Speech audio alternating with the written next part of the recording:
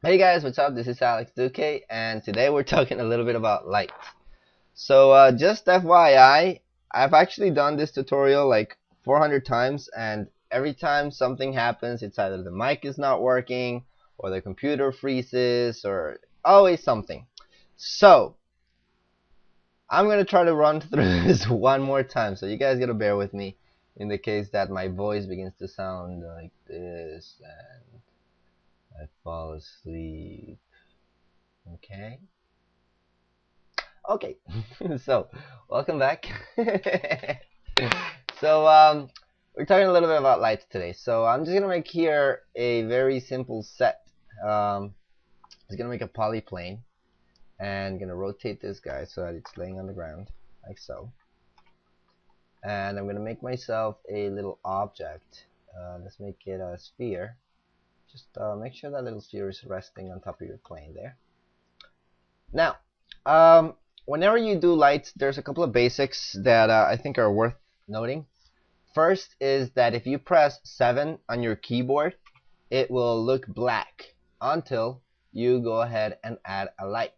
Now, how do you add a light? There are different ways of adding lights. One way is going to be on your shelves. So let me just use this file here.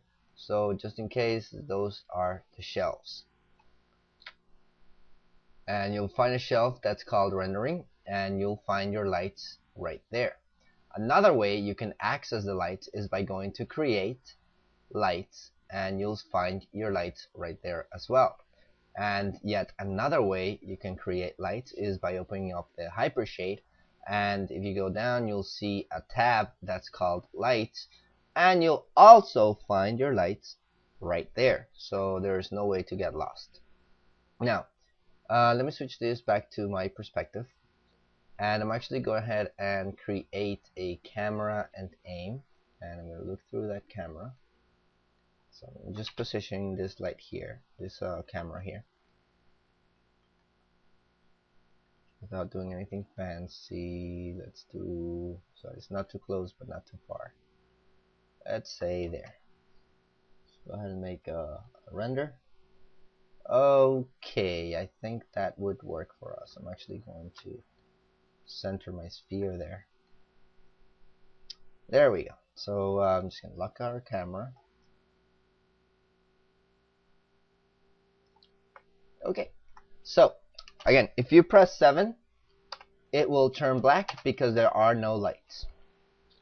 So if you want to see lights, you would have to go ahead and add a light. And when you add a light, then you can actually see lights. Now, one thing that's interesting is, there's no lights, but if I make a render, there are lights, and that's because by default on the render settings, as far as lighting goes, there's a setting that's called enable default light. If that is unchecked, then it's not going to create a default light when you make a render, so it's a good idea to check that off. Now back to creation of light. So in light, in the lights area, there are 6 types of lights: ambient, area, directional, point, spot, and volume. You can see them right there. They each have their own particularities, but let's talk about the ambient light first. The ambient light is made to simulate, back in the day when there was no final gathering or any mental ray things in Maya. This light was being used to simulate bounced light or indirect lighting. But since we have final gathering now and it renders quick, then you might not want to use it. As far as its main attributes, you'll see that it's got an option here that says ambient shade. If that value is set to a low value, then everything becomes a blob.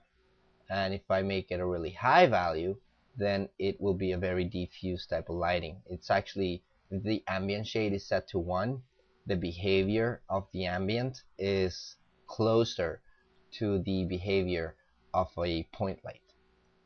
Okay, so this is what we're going to do.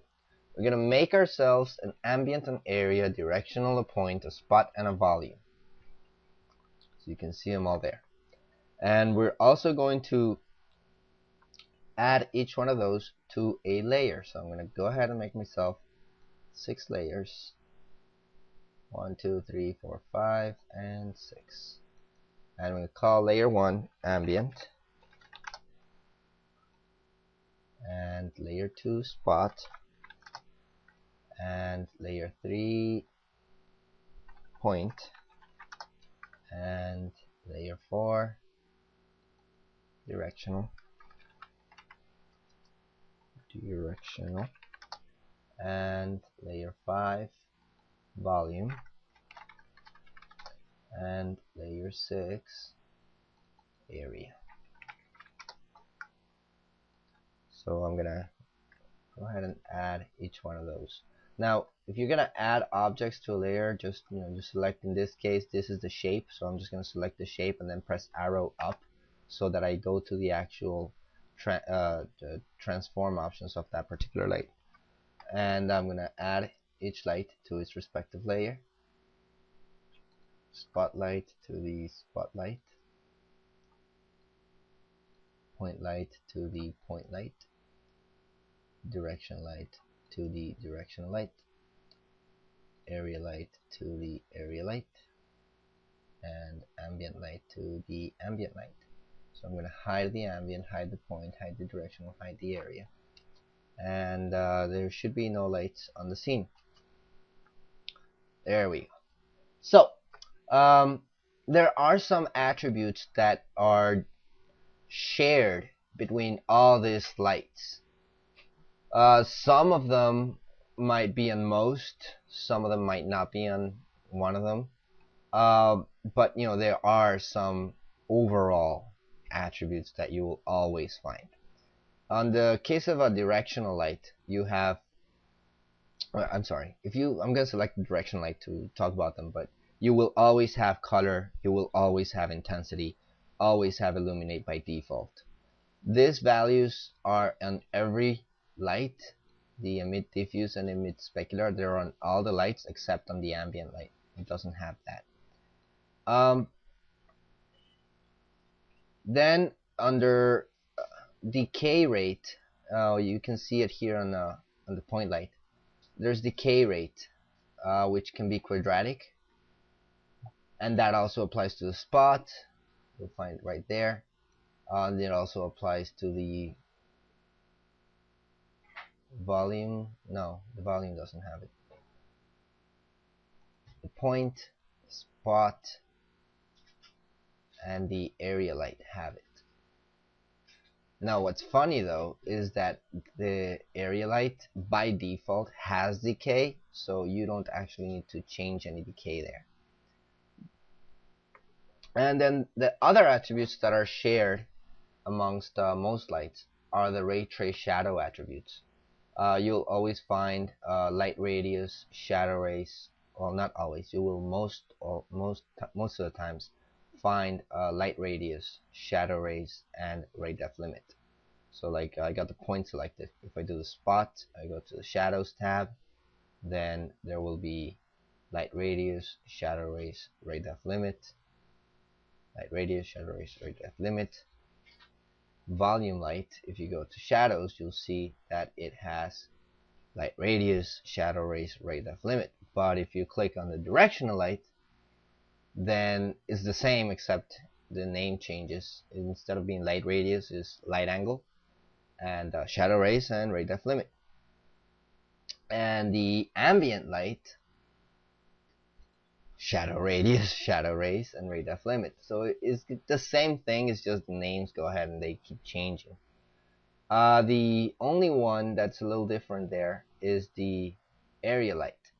It doesn't have the light angle or the shadow angle, whatever, shadow radius, because that one behaves a little bit different than the others.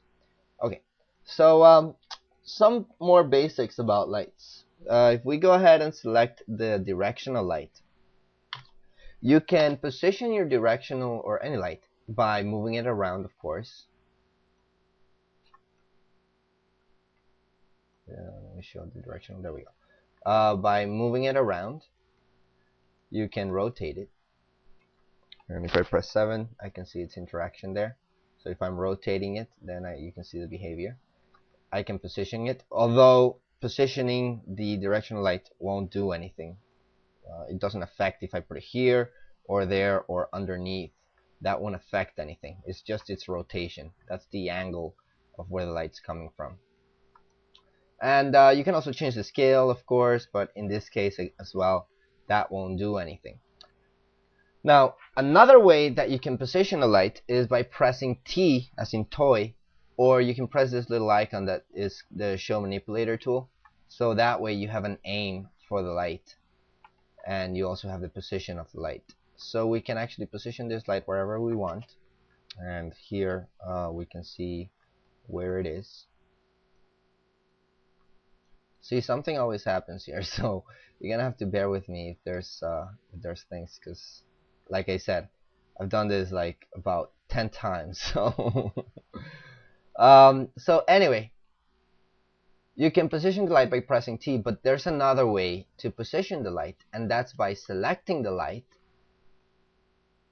and then saying panels, look through selected, and this will allow me to look through this light so that I can position it wherever I want. Once you're done, you can go back to your perspective, and that's it. Now, so we're gonna do a little bit more setup here. I'm just gonna add an extra material here. I'm gonna make a Phong and assign the Phong to the sphere. And just so that we don't get confused, we're gonna take off the reflectivity of the Phong, and we're gonna make the cuisine power be really high. And just because it says up to 100 doesn't mean that you're limited to that. You can always make it higher. And I'm gonna make the specular color really bright. Now, when we make a render here with this light, there's a couple of things you'll find. One is the little specular highlight right there, and second, the fact that it doesn't have any shadows. If you go ahead and open the attributes for this light, and you go into the shadows tab, there's two types of shadows. There's depth map and ray trace shadows. To keep it simple, the main difference between both is that the ray trace shadows behave more physically accurate, and the depth map shadows are a cheat of shadows. It's just a way to render them quicker, but they're not necessarily physically accurate. So we're gonna go ahead and use ray trace shadows since it's a little bit more physically accurate. Like I said, there are three attributes on that tab: the angle, the raise, and the limit. The angle would be how sharp or how soft these shadows are. So you can see if that's 0, then we got sharp shadows. And if we make it 360, since it's light angle, that would be 360 degrees. And the reason why it looks like that is because it's way too much and there's only one shadow ray. So we're gonna make let's say light angle, we're gonna make it 5. So it's a 5-degree angle. And when we do that, you can see that there's a little bit of pixelation. If you want to make it a little bit higher so that it's more pronounced, you can see there's pixelation on the edge of the shadows. That's what the shadow rays are for. If you have 10 degrees of a light angle, then you want to have more rays so that the shadow has a better quality, and you can see it right there that it's not pixelated anymore. Alright, because I've done this tutorial a whole bunch of times, I already have like a whole bunch of images kept, so I'm actually going to just get rid of all those images. There we go. Okay, so I'm going to keep an image to make the comparison, and I'm going to start by making a render with a light angle of 0.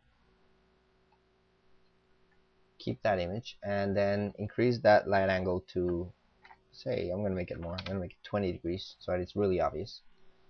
And you can see that now that is a softer shadow. So sharp shadows, soft shadows. Okay. As I already mentioned, the position of this light won't affect anything. So all you can really do here is rotate the light to change the direction of it, and therefore the direction of the shadows. Now, in real life, if a light is closer to the object and and then the area where the shadow is being cast is, well, you remember that rule from the prior tutorial, which I'm just gonna recap it here. Remember, positioning this light doesn't do anything. I'm just moving it to explain my point here, okay? But if the distance, let's say there, okay. So if the distance from here to here is greater than the distance from here to where it casts the shadow, then the shadow will be sharp. That distance, yeah. So that would really be noticeable there. This distance is greater than that, therefore this shadow is going to be really sharp. This shadow is going to be a little bit softer. And let's suppose that we did, let's say that we had a ray that does that, and that shadow would be like really soft. So just keep in mind that, you know, that relationship between the light, the object, and where it casts the shadow. If that distance from there to here is bigger than the distance from here to there as far as the shadow goes, then the shadow is softer. And if the distance from here to here is less than the distance from here to there, then the shadow is going to be less than, more than, then the shadow is going to be soft. Anyway, because you can't move this light, or, well, you can, but it's not going to do anything. If I get it really close there, then nothing is really going to change. Everything is going to be exactly the same except its direction. I'm going to put it really far away, make a render, and as you can see, there's absolutely no difference between one and the other. Okay, so just keep in mind that for the directional light, if you need to have sharp or soft shadows, you will definitely have to change the light angle to achieve that result. As far as general attributes, like I said, there's emit diffuse, emit specular, and illuminates by default. You have intensity and color. If you change the color, as obvious as this sound, you will get a different color because it's, you know, lighting with a color. But if you change the intensity, I know this sounds obvious, but maybe it's because I've done the tutorial 100 times. If I change the intensity to say 0.5, then I'm going to have less intensity. Makes sense, right? However, I can actually achieve the same effect of changing the intensity by changing the value of the color. Okay, so this is what I'm going to do. I'm going to delete some renders here. I'm going to make intensity 0.5. I'm going to make a render. Alright, now I'm going to take the intensity back to 1, and you will see that it's going to be brighter. Then I'm going to change the value to 0.5, the value of the color, and I'm going to make a render. This render has a value on the color to 0.5. This render has an intensity of 0.5, and if you see, there is absolutely no difference between one and the other. So like I said, you can change the intensity by changing the intensity, but you can also change the intensity by changing the value of the color. Alright guys, so I hope that makes sense. Then you have these two attributes, emit specular and emit diffuse. If you check off the emit specular option, then that little highlight there, that little specular highlight, is not going to be shown. If I check that on, then there's going to be my little specular highlight right there. Off, on, off, on. Then you have the other option, which is emit diffuse. If you check that off, then only specular is going to be rendered, which is only the little point on the specularity for the material. So you can see the difference. And then you have the other option, which is illuminates by default. We can call that the on and off switch. If that's on, then the light is working. If that is off, then the light is not working. so you can check it on and off. However, if I add my light to a render layer, I'm sorry, if I add my light to a display layer and I make my display layer invisible, it would be the same as having the light off. Alright, so I think that pretty much takes care of this light. There's nothing besides that is important noting. Except maybe one thing actually. On the color, I know I already said that if you change the color, you're going to change the color of the light. But you got to keep in mind that you can always map things into all these attributes. So if I were to map, let's suppose for a second here, an ocean. And I'm going to change the value of the ocean just a little bit. So let's see, let's change the wave height.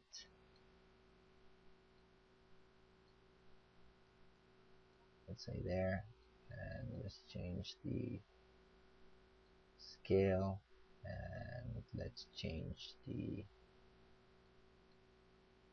all these values here. Okay, let's suppose there, when I make the render, then that texture will be projected from the light source, so you can achieve some like special effect type of look by mapping things onto the color or the intensity or any attribute. My suggestion to you is to experiment to be able to get that effect. Now, just if you actually did this, just right click on the color tab and break connection, or you can delete the texture and the placement and delete those. So there we go. Just again, just some of the attributes that you can play with. Let's move ahead and show our area light. I'm sorry, not the area light, what I'm talking about. That's the last one I want to be talking about. Let's go ahead and show the ambient light.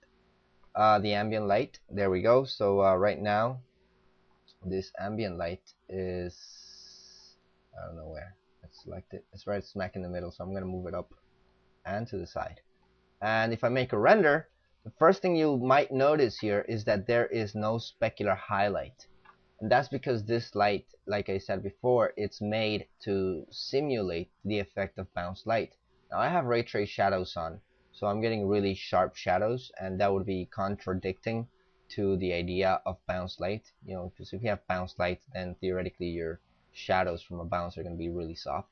That would mean that you have to increase your shadow radius, and if you increase the shadow radius, then as you already should know, you would have to change the shadow rays. But that would still be very sharp, so you might want to increase that shadow radius. I'm going to make it 50, so it's really soft, and I'm going to increase my shadow rays to like a retarded amount, like 100. So now we get a little bit more of the effect of bounce light. However, as I mentioned before, I think this light is not worth using if you are using Final Gather or Global Illumination, because those will automatically compute the bounce of light. So you don't really need to do much to this light. You have the ambient shade, like I think I already mentioned. If that is low, everything's a blob. If that is high, then everything is more like a point light. Okay, so that pretty much takes care of our ambient light. I think one thing I'll just mention here is if I get this closer to my object there, you can see how that looks, and I'm just going to move it away, get this image, and you can see that the position of it does translate a little bit. It doesn't have a fall off, but it does have it would change. It would give you the idea of it being a little bit more intense when it's closer, and of being more soft when it's further away. But that's just a cheat, because this light doesn't have any decay. Alright, let's move ahead and talk a little bit about the point light. Select our point light, move it up. Now the point light behaves more of it's to create the idea of like a light bulb. So if I put that right there, and I have ray trace shadows on, Does this have decay? I'm gonna take the decay to no decay. So there we go. So this is what we're getting when we get this light right on top of our object. Now,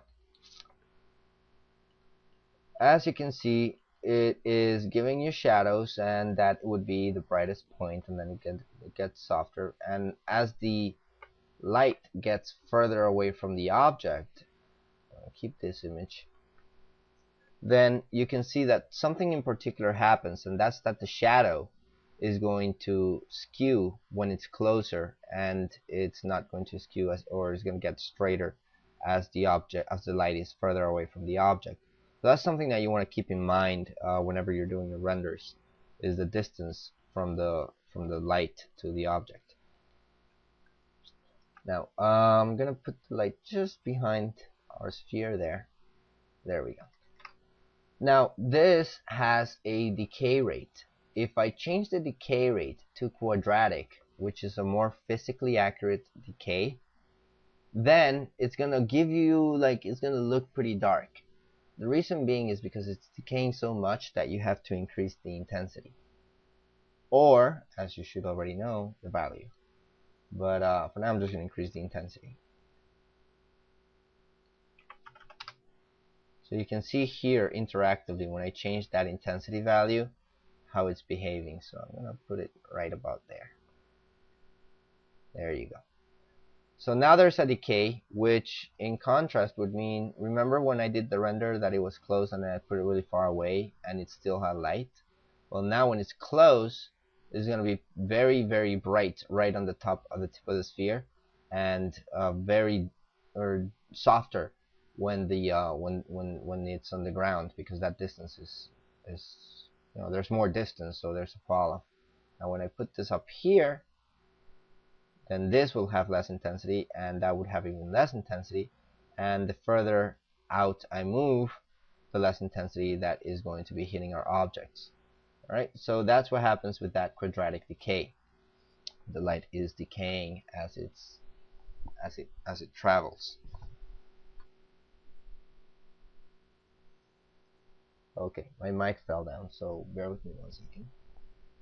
Like I said, yeah, if you're just coming into the tutorial, like I said already, like 100 things have happened, and I've had to repeat this tutorial over and over and over again. So this time I'm not gonna repeat it. So if something happens, we're just gonna have to live with it. Okay, guys?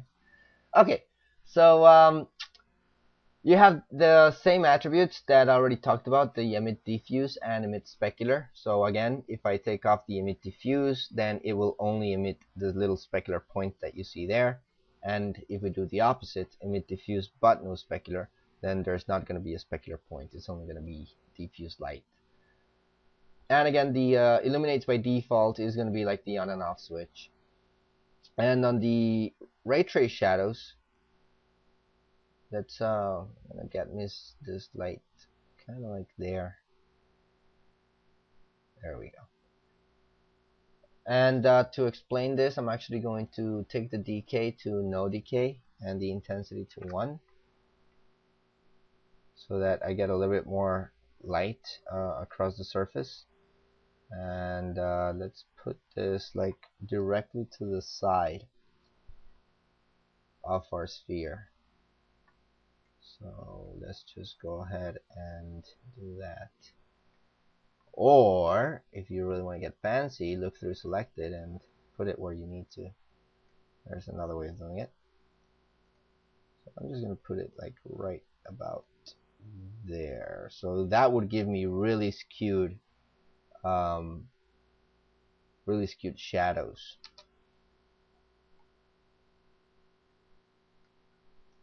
You can really see how skewed that is. And you know what? Might as well, since we're not using final gather, might as well show our ambient light. And put it so that it gives us a little bit of, might have to decrease that intensity and give it a lesser ambient shade. So that gives us a little bit of an ambience there. And the only reason why I'm doing this is because I want to show you what's going to happen in this area. I'm going to give it less intensity though.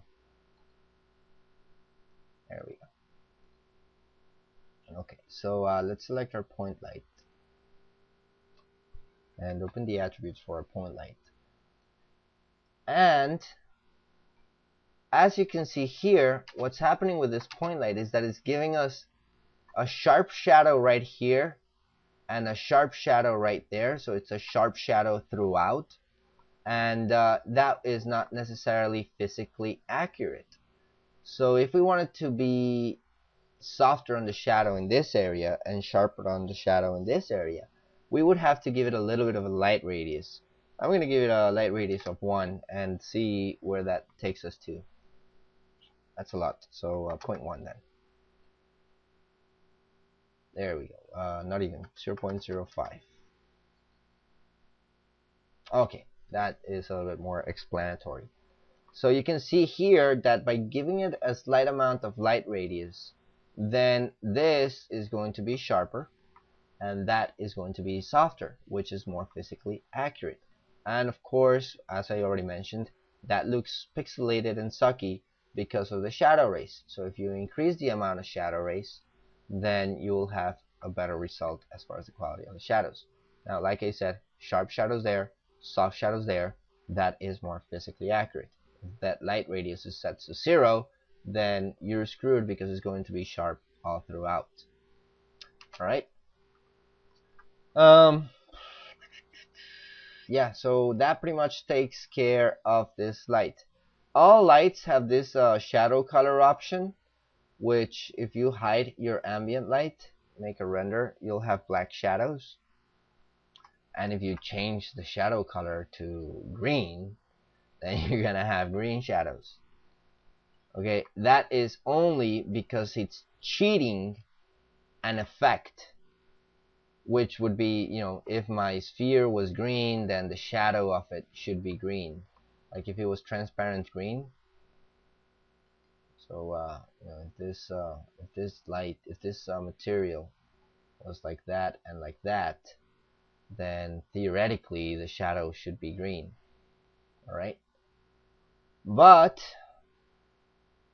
that is not really physically accurate. So I'm going to go ahead and select my spotlight again. My point light, I'm sorry. And take my shadow color back to black. Select my material. I'm going to make it how it used to be, gray, without any transparency. I'm going to make a render. Voila. And if you actually, because you have ray trace shadows, and only because you have ray trace shadows, if you give your object, your material, a transparency with color, like so, then your shadows will be transparent. Now, it might be a good idea to take the color of the material down to black so it doesn't add up. But there we go. Again, green shadows that are more physically accurate. And yeah, if you're saying, Alex, you suck, that thing, you can't see the sphere. Well, that's another class, but I'll just introduce it here. If you click refractions, 1.3, then now we're going to get some refractions there. And the reason why that looks like that is because of my render settings. So might as well make it production quality. Yeah, and it takes a while to open because it's this tutorial.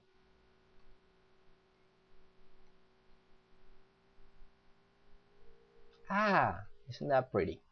So now it makes sense, hopefully, for anybody who's saying, oh my god, that render sucked. Okay. Excuse me. So, that pretty much takes care of our spotlight. I'm sorry, of our point light. I'm going to color them before I forget. Ambient light we talked about. Point light we talked about. Directional light we talked about. We're missing our spot, our volume, and the area. Let's go ahead and talk a little bit about the spotlight. So if you show your spotlight, you can always place it by looking through selected,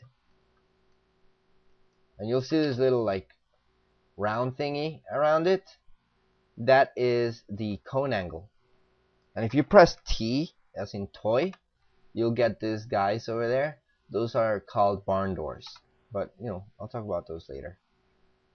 So, anything that's inside our cone angle is going to be lit. So, we can light it maybe from the side, a little bit behind, like so. Perspective, perspective. Now, this is something that's kind of interesting.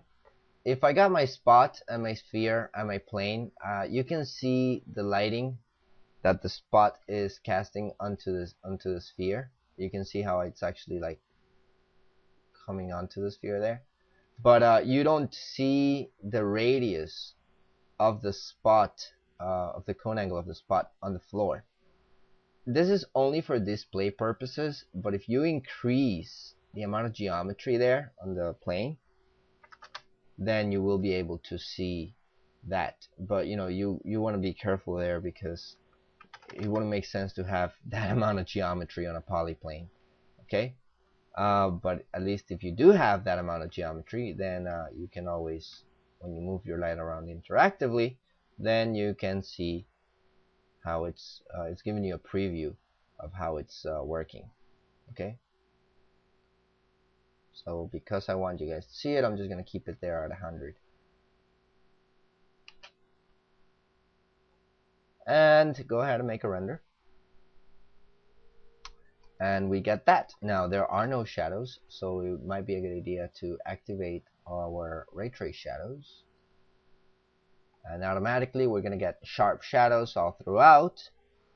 So as you already know, you want to increase that light radius to some value higher than 0 to get soft shadows.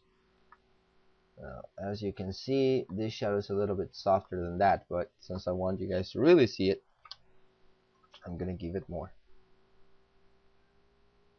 Now you can really see that that is softer than this, and it's pixelated because of the shadow rays. You don't always have to go to 40. Like if I only have one, you know, depends on how soft this is, but you don't necessarily need to go all the way to 40. If it's not too soft, then you don't need to get really high. If it's really soft, then you definitely need to get way high, and might be even higher than 40. But you know, the higher the number, the more the render is going to take. So I'm just going to keep it at 20. Point of the story here is that sharp shadows, soft shadows, thanks to the light radius.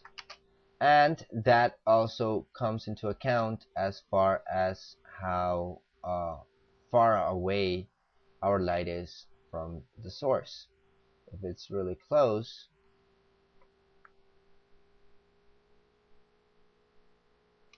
you can see that these shadows are going to get really soft. And if I move it really far away, the shadows are going to change the skewing, but also they're going to get sharper now that it's further away. Like so. See? Sharp shadows, soft shadows, just because of the distance from the light to the object, to where it casts the shadow.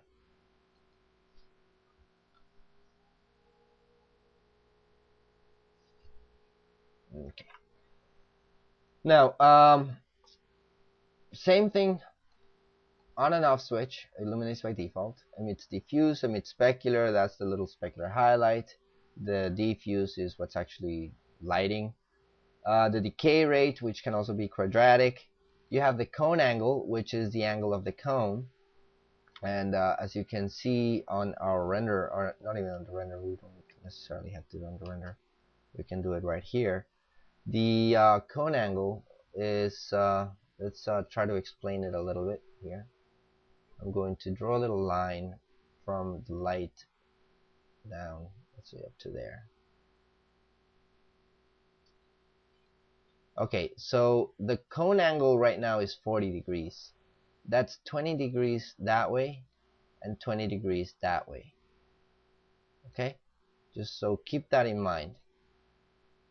That's how the 40 is coming to be. It's 40 is 20 and 20 from the center out.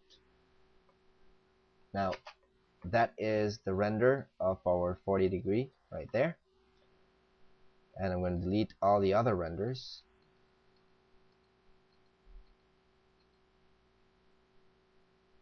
And just to be sure, I'm actually going to make a render of this right now. And there we go, render made. And we can talk about the penumbra angle. The penumbra is a amount of softness on the edge of the cone. So if that penumbra angle is, let's say, 10, I'm going to make a render here and you'll see what's happening.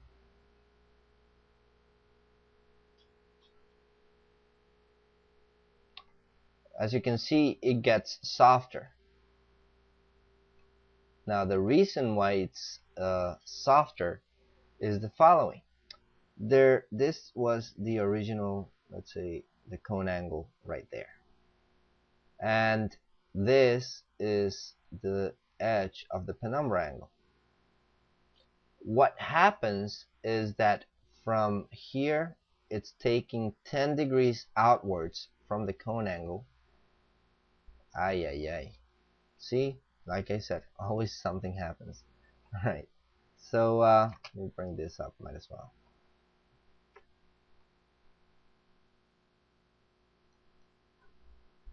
Let's bear with me 1 second here. I'm going to blow this up.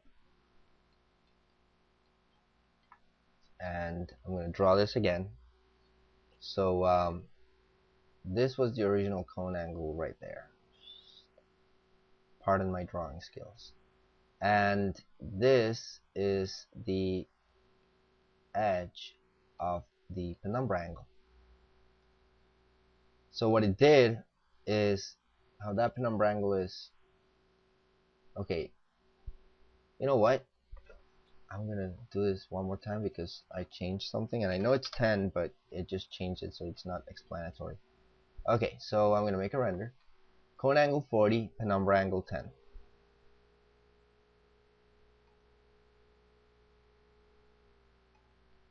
There we go. So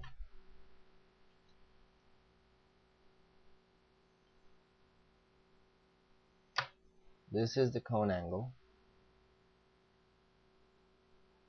and this is the edge of the penumbra.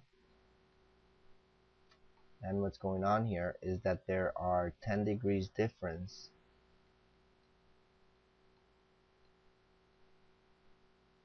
from the cone angle outwards.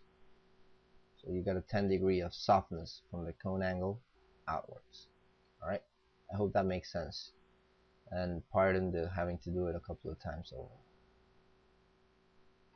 Now, that value of course can keep going higher, and if it's 40, then it's going to have a 40 degrees outwards from there.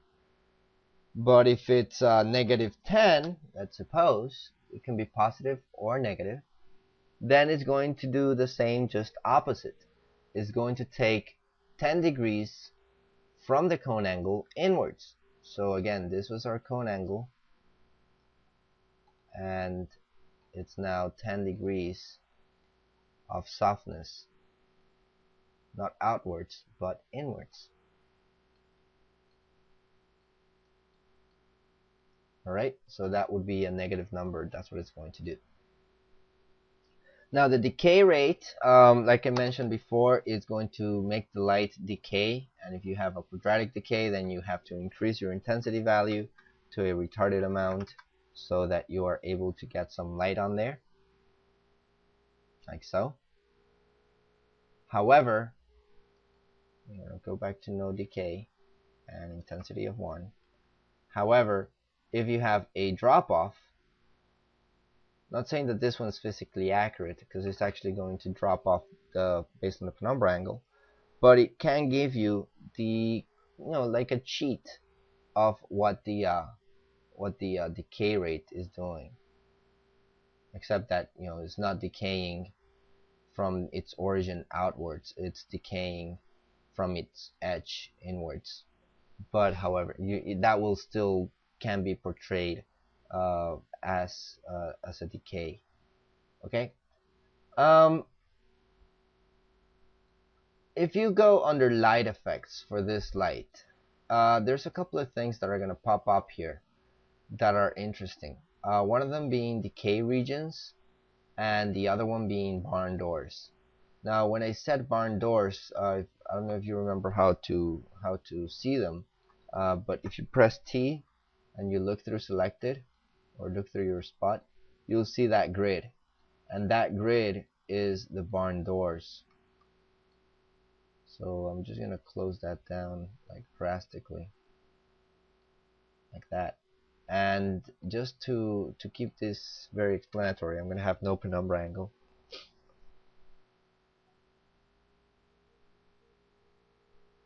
And no drop off. And you see that nothing's happening because I never checked the barn doors. So now that they're checked, what I just did is going to show. So you can see that's the barn door right there. So it hits a little bit of the sphere and it goes past it. So you can get creative there and just keep it within the sphere.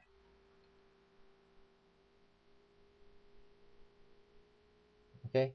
Now it's worth noting that if I do that, it's not going to work because the cone angle is here in that area. So I would have to increase my cone angle to be able to see the full spectrum of the like if I do something like that. The point is that the corners of the barn doors have to be inside of the area of the cone angle. So the barn doors have to be inside of that cone angle so you can actually see it happening. Okay. Now the next one that's interesting here, not the barn doors, but the decay regions. Go back to perspective. If you press T on a light, you have that locator that I already talked about, like the aim and the positioning of the light. If you look hard, you'll see that there's a little power button, which is that guy right there. Now, if you click on that, you can toggle between all the settings for a light. And so if I click it once, I got the translation options. If I click it twice, I got this option, which I never use, so I don't know what it's for. If I do it one more time, then you have the cone angle. If I do it one more time, then I have the penumbra angle, softer, so you can actually see it like that. If I do it one more time, then I have these little guys, which is the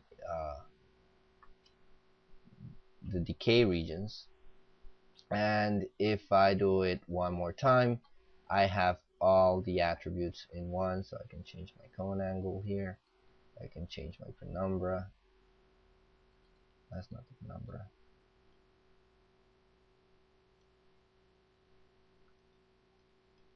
I'm just going to make sure that the penumbra is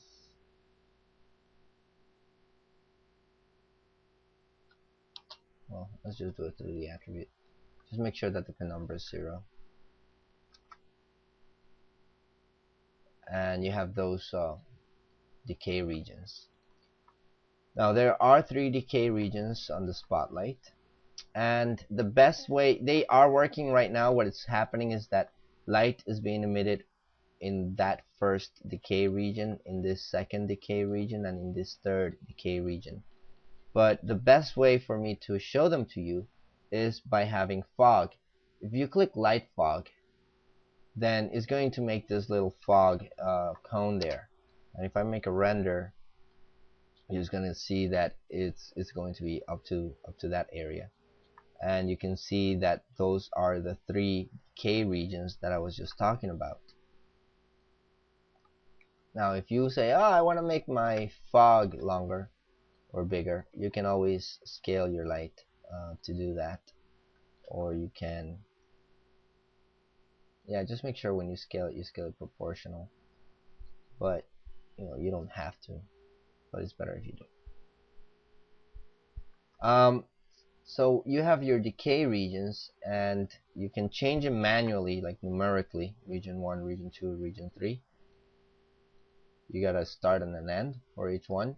So you can say like starts at 0.5, ends at 2, the next one starts at 2, ends at 6, the next one starts at 6, ends at 10.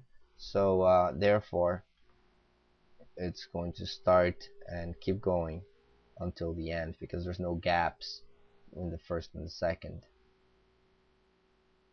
And that is the other way I can change this, by changing that end distance there. So if I were to change numerically the start distance to 1.5, let's suppose for a second here, then it's going to start 1.5 units away from its origin.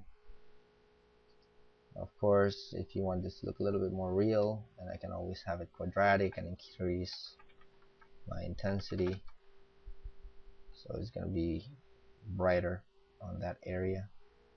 Okay, that might be too much. I'll make it 50.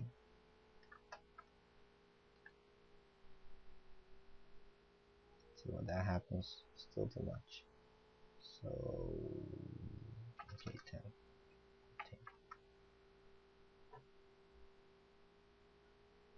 There we go. So the point of the story is that you can get that effect so that it's sort of like coming out from an area rather than coming out from the very base of the cone, which won't be too realistic. It's better if it's a little bit past it.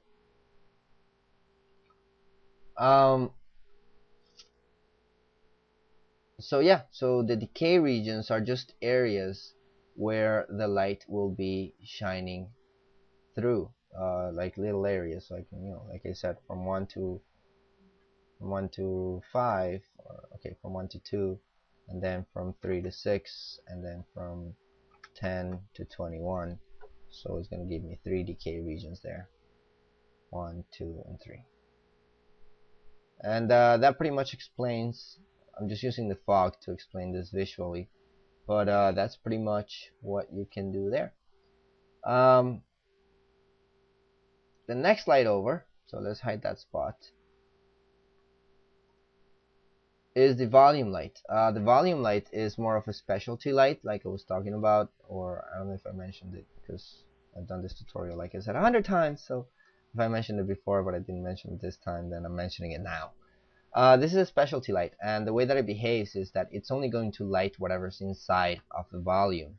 So if my sphere, say right there, is inside of that volume, then it's going to light that area, as you can see right there. But if I move this here out to the side, then my sphere is no longer lit. Okay, only whatever's inside that volume. If I put it up there, for example, and you'll see that nothing is lit. Although in the preview it looks like it is, it's actually only lighting whatever's inside of the volume light. That's why it's called a volume light. Now, as far as the volumes, you have sphere, box, cylinder, and cone. So you can change it to any type. See, there's a box, there's a cylinder, there's a cone. So the cone is more like a spot. And just so you know, the cone activates the penumbra settings. But if I do a sphere, then I can't change anything because there's no penumbra in the sphere. Then you have the color range. In this case, it would be where the edges are black and the inside is white. So that's what we're getting. And the volume direction is heading outwards. So it's from the center outwards. So it would be like a point, just like a point light, except that it's constrained to the volume. However, you can always make this inwards or down axis. So if I make it inwards, for example, and I put it smack in the middle of my sphere, it's going to light from its outside in. So you can see that the edges are brighter and the inside is darker, unless of course I make my inside maybe green. So now it's going to go from white to green. Let's put this over here so it's from the outside in that it's lighting. There you got the green, and as we get towards the center, then we're gonna get the white. I if I want to make this more pronounced, I want to make this blue and make this red. So we'll be getting a little bit more red there and a little bit more blue there. So point of the story here is that it shines from its surface, or from its outside surface volume in. You can see even an arrow there that gives you an idea of what's happening.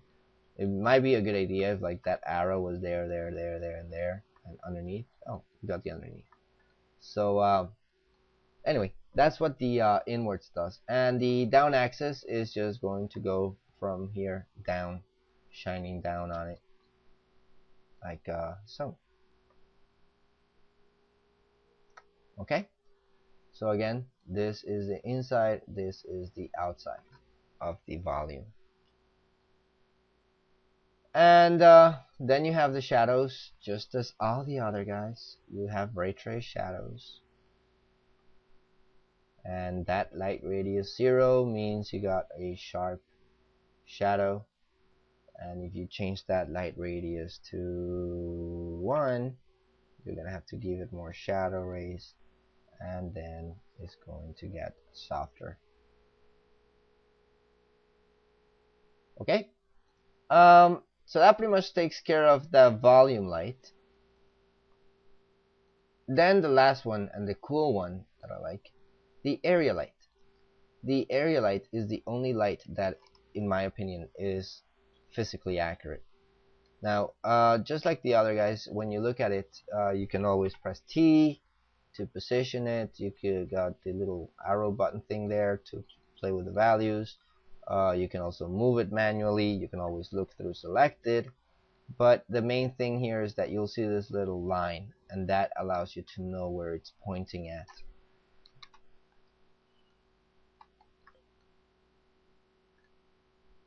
And I'm going to put it, let's see what we're getting there. I'm going to put it over here to the side. Now this, like I mentioned before, has decay by default. So if I put it really far, you can see how the objects begin to get darker. And if I put it really close, then they're going to get brighter. You can really see it there. But what's cool about this light, there's actually a whole bunch of things I really like about the light. First is the specularity on materials are going to not be a little dot, but they're actually going to have some volume to them. So I'm just going to not emit diffuse for now. So you get that type of specular highlight there. But if I make this really big, then you can see that I got a bigger specular highlight. Now, I don't know if you noticed, but this specular highlight is a lot brighter than that specular highlight. And that brings me into the next attribute here. Which is the scale. On this light, the scaling controls the intensity. If it's really small, that means there's a little bit of light coming. You can see it, there's very little light shining through. And if it's huge, then there's a lot of light coming through, which means that everything is going to be blown out. So if you have it really big, you might want to decrease the intensity to a lesser value, and that's still probably too much.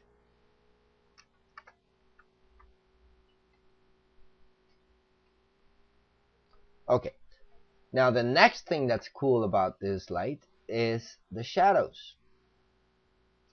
If I have ray trace shadows, you'll see that this one doesn't have the shadow angle. Remember that? The light radius or the shadow angle, depending on what light you have selected, or the light angle, again, depends on the light that you have selected. This one doesn't have that, and that is because the scale of the light controls the softness or the sharpness of the shadow. So if it's really small, for one, I'm going to have to make it more intense.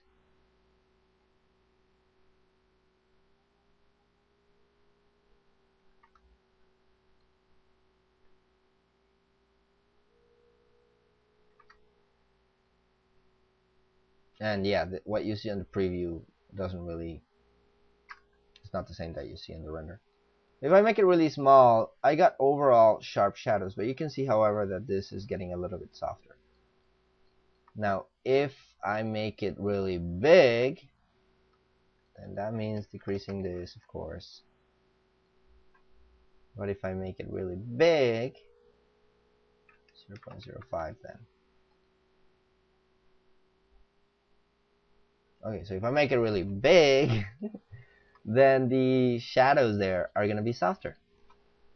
So the scale controls the sharpness or the softness of the shadows. A very big light would mean very soft shadows. A very small light would mean very sharp shadows. So that's something to keep in mind.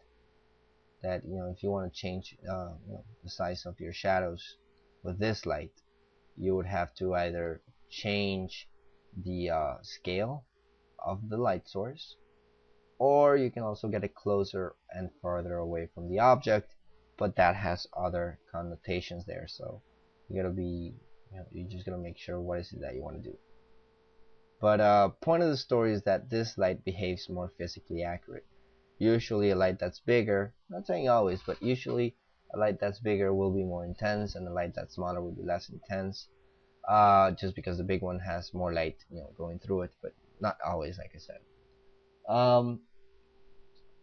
But definitely, the bigger the light source it is, the softer the shadows, and the smaller that the light source is, then the sharper the shadows will be. That is definitely best example would be that the sun is really small, and if there's no clouds, you're gonna get sharp shadows. But then when you get clouds, like an overcast, then it's gonna be like one big light source, and that is going to make the shadows softer. So that's one way of seeing things. So anyway, that pretty much takes care of all the lights and their main attributes. I hope that you didn't get bored on this tutorial, and I do apologize for all the little things, that a lot of the and then some of the changing of things. But like I said, I'm not feeling like re-recording this tutorial for the 13th time. So anyway, I'll see you next time with the next tutorial. Bye. Bye bye.